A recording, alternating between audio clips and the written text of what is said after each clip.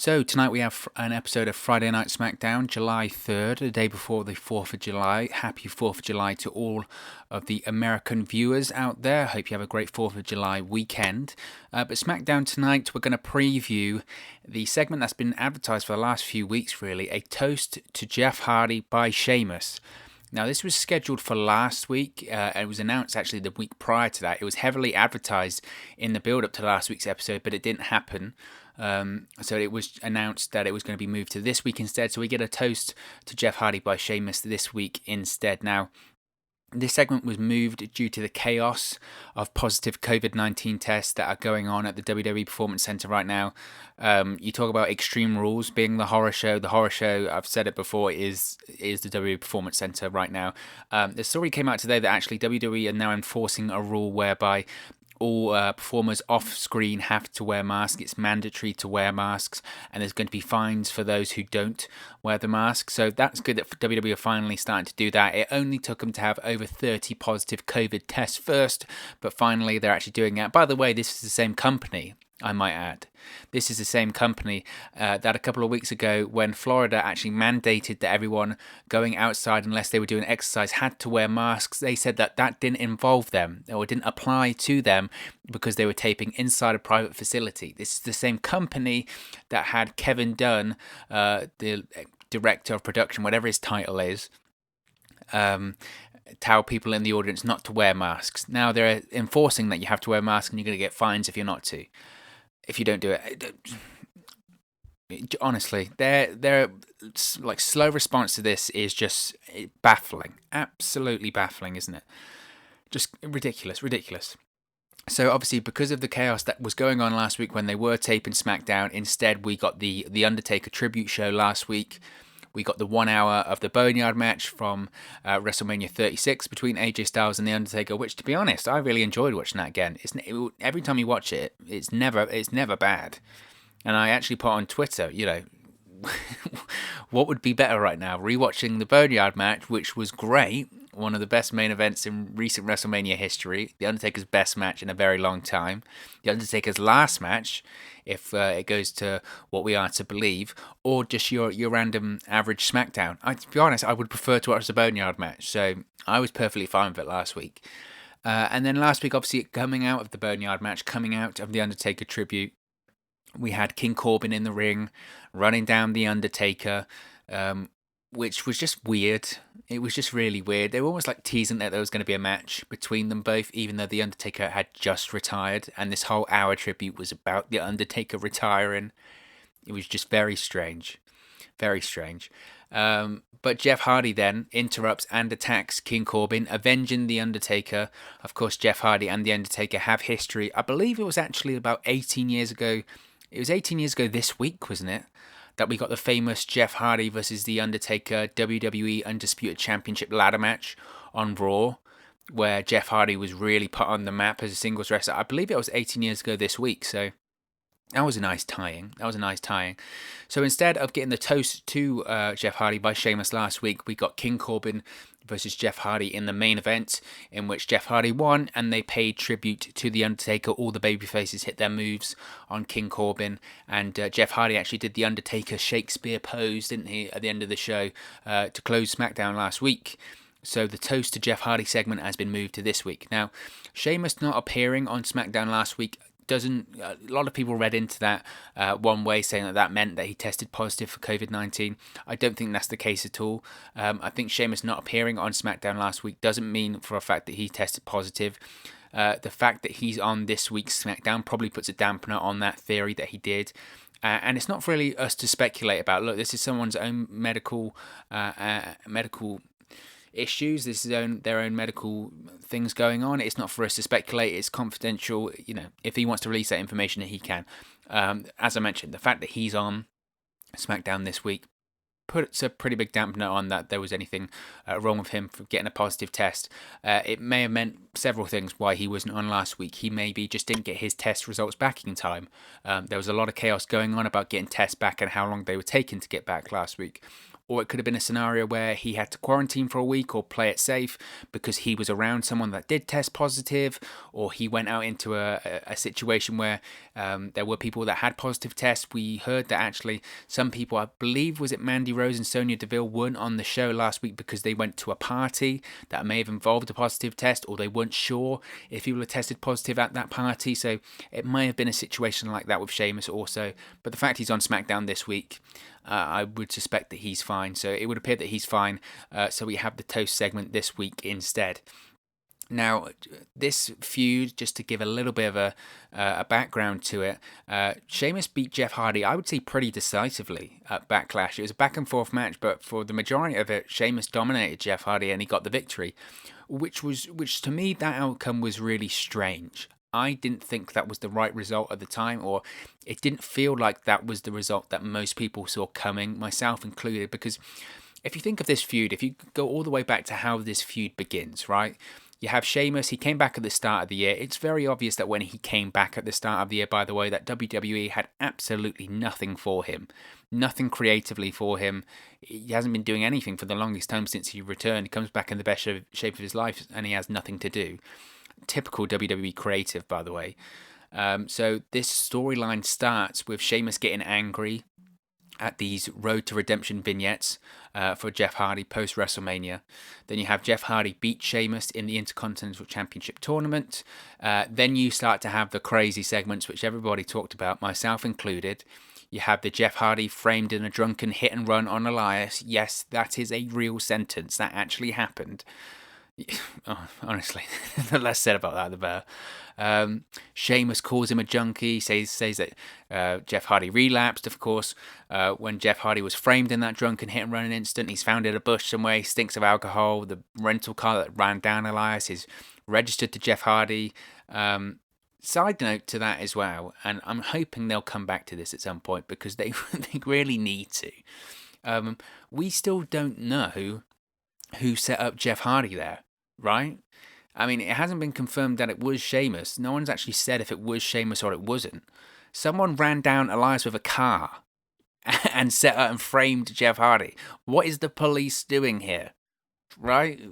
Are they doing anything? I mean, this is madness. Are we going to get any resolution here? Nothing.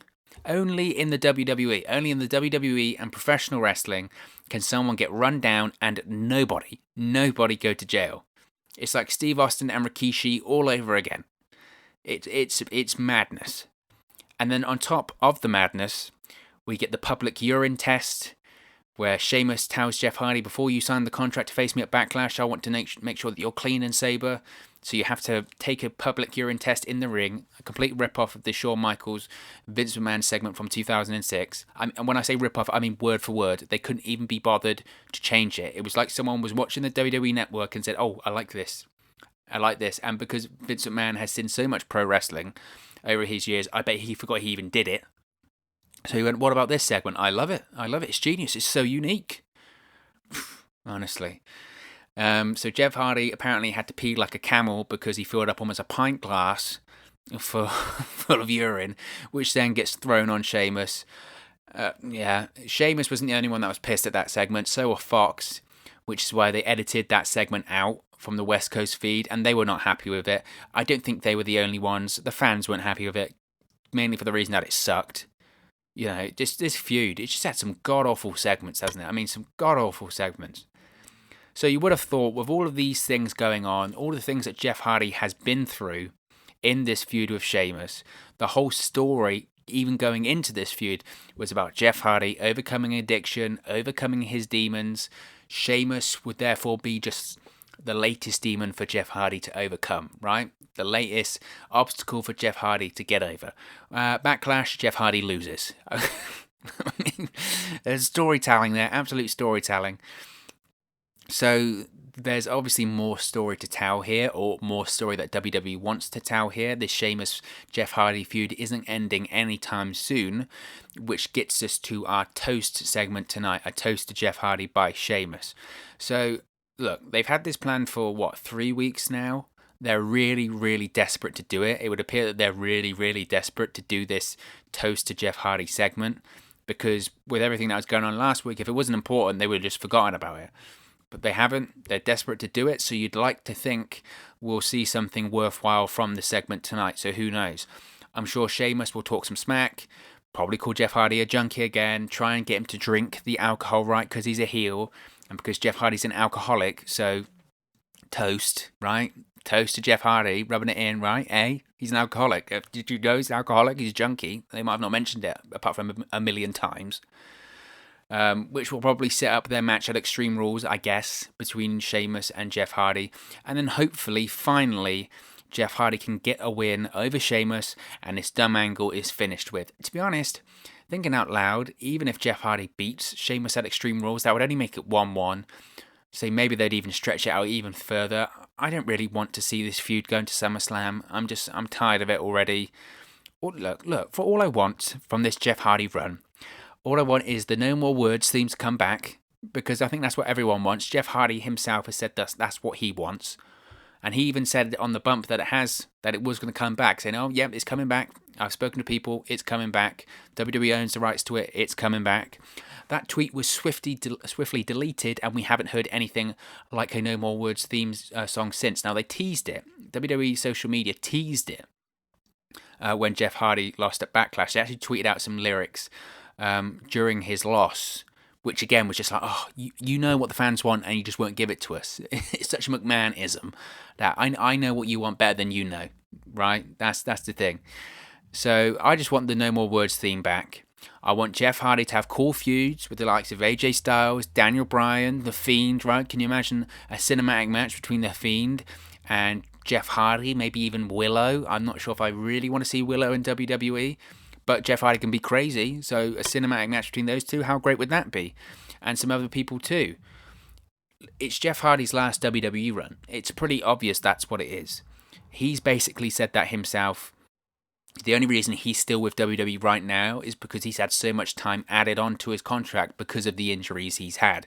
He's had the knee injuries, the shoulder injuries, he had to go to rehab. All of this stuff is added on to his contract. This is the same contract that he signed in 2017. And it's probably going to take him all the way to 2021 around WrestleMania time next year. That's how long he's had off. So it's and he's made it relatively obvious. I mean, things obviously could change, but he's made it relatively obvious that he's not going to sign a new deal when his WWE contract expires. He just can't keep up with the schedule unless they offer him something greatly reduced in terms of the schedule. Once they get back to live events, even if WWE is a live event company anymore, which in this day and age they shouldn't need to be.